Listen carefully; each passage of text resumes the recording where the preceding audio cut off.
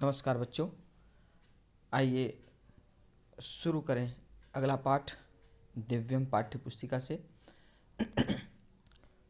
चतुर्दशः पाठः लक्ष्य निर्धारणस्य महत्वम। लक्ष्य निर्धारणस्य महत्वम, लक्ष्य का अर्थ होता है लक्ष्य निर्धारण का महत्व, लक्ष्य को निर्धारित करने का महत्व। यह पाठ स्वर संधि पर आधारित है। इसमें कई शब्द आए हैं जिसमें स्वर संधि के विभिन्न नियम पर आधारित वे शब्द हैं। तो पाठ के साथ व्याख्या के साथ साथ हम स्वर संधि के उन नियमों की भी चर्चा करते चलेंगे। यह महाभारत से ली गई कहानी है। महाभारत से लिया गया प्रकरण है जिसमें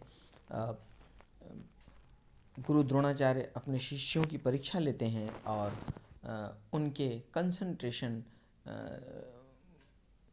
को जानने का प्रयास करते हैं इस टेस्ट के माध्यम से, इस परीक्षा के माध्यम से। तो विद्यार्थी के लिए सबसे महत्वपूर्ण होता है उसे अपने विषय वस्तु पर ध्यान एकाग्र करना। तो एकाग्रचित्तता इस पाठ का मूल शिक्षा है। तो चलिए शुरू करें पाठ। लक्ष्य निर्धारणस्य महत्वम, लक्ष्य को निर्धारित करने का महत्व। पुरा गुरु द्रोणाचार्यस्य आश्रमे धृतराष्ट्रपुत्राः कौरवाः पाण्डुपुत्राः पाण्डवाः च अन्यैः शिष्यैः सह शिक्षां धनुर्विद्यां च गृह्णन्ति स्म। पूरा मतलब प्राचीन काल में गुरु द्रोणाचार्य से अर्थात गुरु द्रोणाचार्य के आश्रम में धृतराष्ट्रपुत्राः, धृतराष्ट्र के पुत्र कौरवाः, पांडुपुत्राः पांडवाः च और पांडु के पुत्र पांडव, अन्य शिष्यैः सह माने अन्य शिष्यों के साथ शिक्षाम धनुर्विद्यां च शिक्षा तथा धनुर्विद्या गृह्णन्ति स्म प्राप्त कर रहे थे। प्राचीन काल में गुरु द्रोणाचार्य के आश्रम में धृतराष्ट्र के पुत्र कौरव तथा पांडु के पुत्र पांडव अन्य शिष्यों के साथ शिक्षा तथा धनुर्विद्या प्राप्त कर रहे थे, ग्रहण कर रहे थे। तो इसमें लाल रंग से जो शब्द दिया हुआ है वह संधियुक्त शब्द है। यहाँ आया है द्रोणाचार्यस्य। तो द्रोणाचार्यस्य ये बना है द्रोण और आचार्यस्य, इन दो शब्दों के मेल से। द्रोण उनका नाम है और आचार्य उनकी उपाधि है। तो द्रोण धन आचार्यस्य, यह दीर्घ स्वर संधि का उदाहरण है। दीर्घ स्वर संधि के नियम के अंतर्गत अ या आ के साथ पुनः अ या आ मिलता है तो दोनों मिलके आ हो जाता है। इसी प्रकार ई या ई के साथ पुनः ई वर्ण जुड़ता है तो उसकी बड़ी ई हो जाती है, दीर्घ ई हो जाती है। और ऊ के साथ ऊ या ऊ पुनः मिलता है तो दोनों मिलकर उसका दीर्घ ऊ हो जाता है। तो यहाँ पे हम देख रहे हैं कि द्रोणाचार्य में द्रोण के साथ आचार्य जुड़ा हुआ है। तो द्रोण का अ और आचार्य का आ मिलके बना द्रोणाचार्य। तो ये हुआ द्रोणाचार्य से माने द्रोणाचार्य के। फिर से देखें वाक्य। प्राचीन काल में पूरा अव्यय शब्द है जिसका अर्थ होता है प्राचीन काल में। प्राचीन काल में गुरु द्रोणाचार्य के आश्रम में धृतराष्ट्र पुत्र कौरव तथा पांडु के पुत्र पांडव अन्य शिष्यों के साथ शिक्षा तथा धनुर्विद्या ग्रहण कर रहे थे, प्राप्त कर रहे थे। आगे बढ़ें। एकदा गुरु द्रोणाचार्य, एकदा मतलब एक बार, गुरु द्रोणाचार्य ने स्वशिष्यान अपने शिष्यों को परीक्षितुम माने परीक्षा लेने के लिए तान उन्हें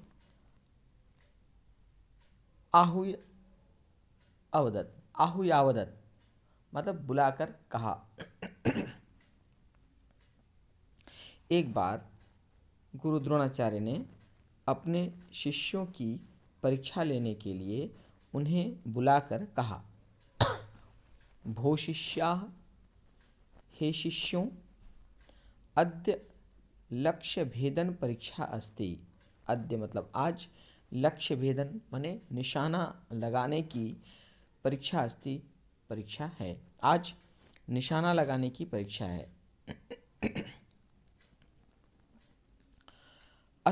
अतः यूयं परीक्षायै तत्पराः भवत्।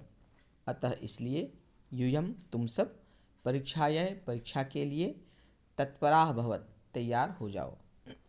इसलिए तुम सब परीक्षा के लिए तैयार हो जाओ। सर्वे शिष्याः अवदन्, सर्वे शिष्याः सारे शिष्यों ने अवदन् कहा। यथा गुरुवादेशः, यथा माने जैसा, गुरुवादेशः गुरु का आदेश। यहाँ जो संधि युक्त शब्द है उसमें एक है आहूयावदत। नियम वही जो हमने अभी देखा था, दीर्घ स्वर संधि। यह है आहूय, उसके साथ अवदत। आहूय के अ के साथ अवदत का अ मिलके यहाँ पे उसका दीर्घ हो गया, बना आहूयावदत। अर्थात बुलाकर कहा। और दूसरा शब्द है गुरुवादेशः। गुरुवादेशः में गुरु के साथ आदेश मिलकर हुआ है गुरुवादेशः। ये यण स्वर संधि का उदाहरण है। यण स्वर संधि के अंतर्गत ई या उ के साथ कोई भी भिन्न स्वर जुड़ता है तो ई य बन जाता है और उ व बन जाता है। यहाँ गुरु में उ है, उ के साथ भिन्न स्वर अर्थात अ जुड़ रहा है, अवदत आदेशा का आ जुड़ रहा है। गुरु के साथ आदेशा का आ जुड़ रहा है अर्थात उ के साथ भिन्न स्वर जुड़ रहा है। इसलिए गुरु का जो उ था वो व बन गया और बना वादेशः, गुरुवादेशः। व उ का व बन गया और उसके आगे आ है इसलिए व का वा हो गया। तो हुआ है गुरुवादेशः, यण स्वर संधि।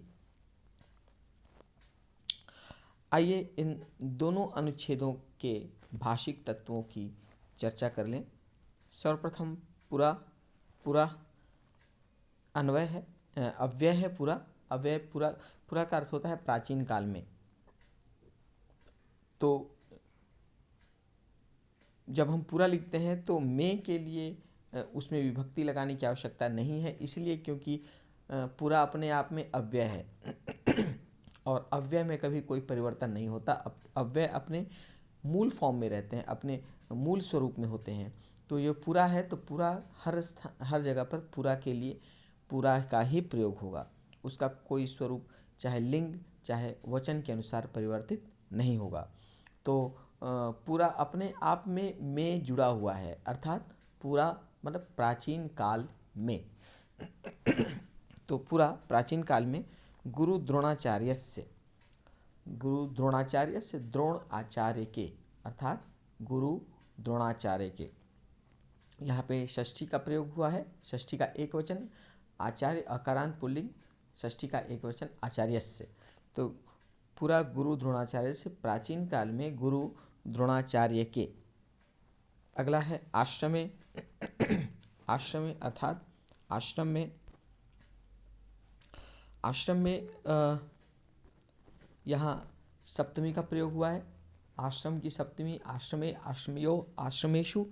आश्रमे मतलब आश्रम में। धृतराष्ट्र पुत्राः, यहाँ प्रथमा का बहुवचन है, पुत्र पुत्रो पुत्राः। अर्थात धृतराष्ट्र के पुत्र कौरवाः, कौरव। धृतराष्ट्र के पुत्र कौरव। यहाँ विशेष विशेषण है।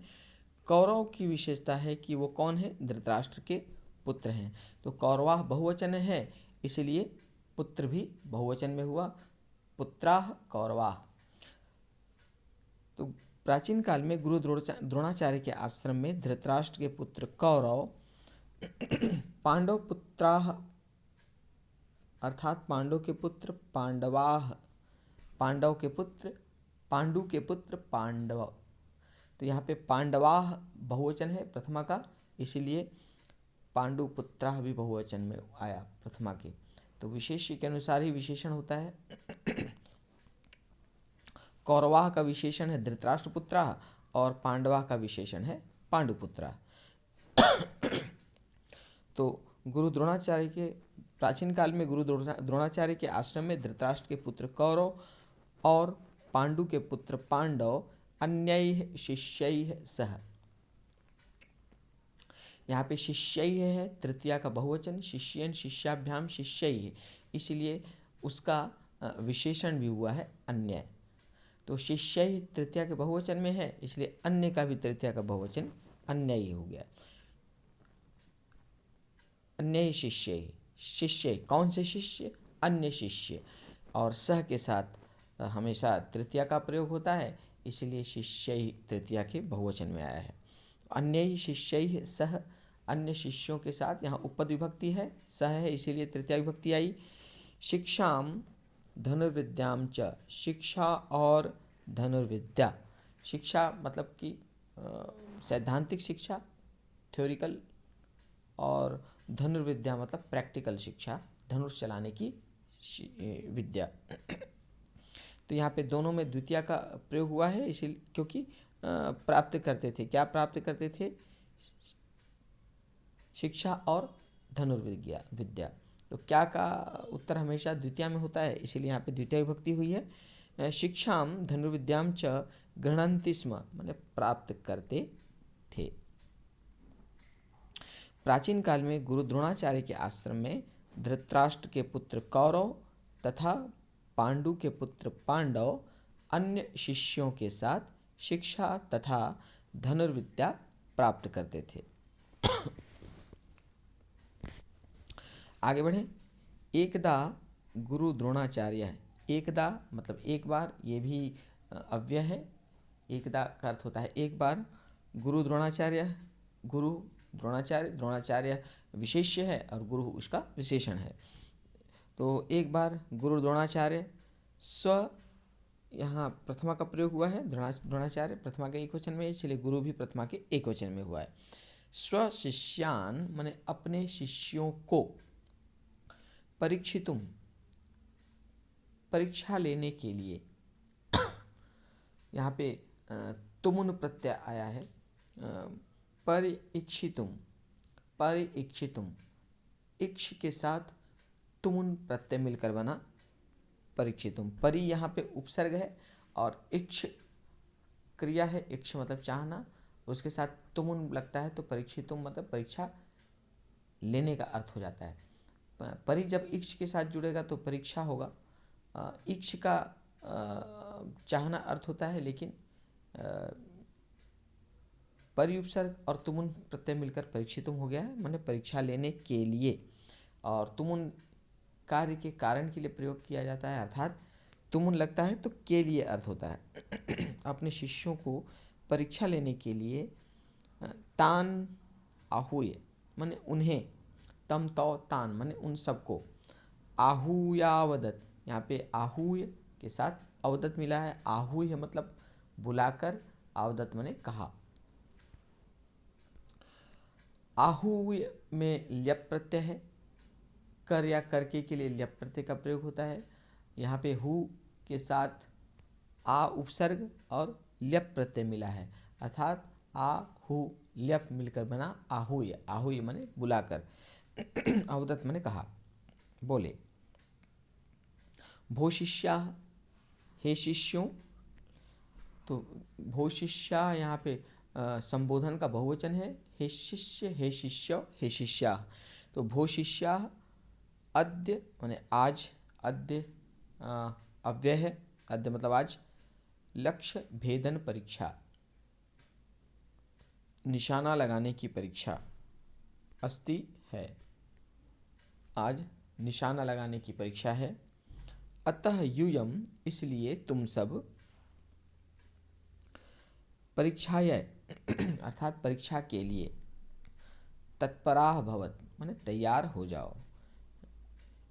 यूयम युष्मत का प्रथमा का बहुवचन त्वम युवाम यूयम। परीक्षाय, परीक्षाय यहाँ चतुर्थी विभक्ति है। परीक्षा आकारांत स्त्रीलिंग, उसका एक वचन है। लता का लताय, तो परीक्षा का परीक्षाय। इसलिए तुम सब परीक्षा के लिए तत्पराः भवत, माने तैयार हो जाओ। तत्पराः यूयम के लिए तत्परा है, तो यूयम बहुवचन में है, इसलिए तत्परा भी बहुवचन में है। तत्परा मतलब तैयार, भवत माने हो जाओ। भवत मध्यम पुरुष का बहुवचन है। भवतु भवताम भवन्तु, भव भवतम भवत, लोट लकार मध्यम पुरुष बहुवचन। यूयम है इसीलिए मध्यम पुरुष का बहुवचन है। मध्यम पुरुष का बहुवचन के लिए जो कर्ता होता है वो मध्यम पुरुष का बहुवचन यूयम होता है। त्वम युवाम यूयम, इसलिए उसका धातु रूप भी लोट लकार का मध्यम पुरुष बहुवचन हुआ है, त्वम युवाम यूयम। तो यूयम भवत मने हो जाओ, इसलिए तुम सब परीक्षा के लिए तैयार हो जाओ। सर्वे शिष्याः अवदन्, सर्वे सर्व का प्रथमा बहुवचन है। सर्वे शिष्याः शिष्य, सारे शिष्य, शिष्याः विशेष्य है और सर्वे उसका विशेषण है। तो सर्वे शिष्याः अवदन् बोले, सारे शिष्य बोले, यथा गुरुआदेशः, यथा माने जैसा, गुरुआदेशः गुरु का आदेश, जैसा गुरु का आदेश। तो इस प्रकार ये दोनों अनुच्छेद की व्याख्या हुई और मुझे पूर्ण विश्वास है कि भली भांति आप इसे समझ चुके हैं। तो इसके आगे की कहानी की व्याख्या हम अगली कक्षा में देखेंगे। नमस्कार, आपका दिन शुभ हो।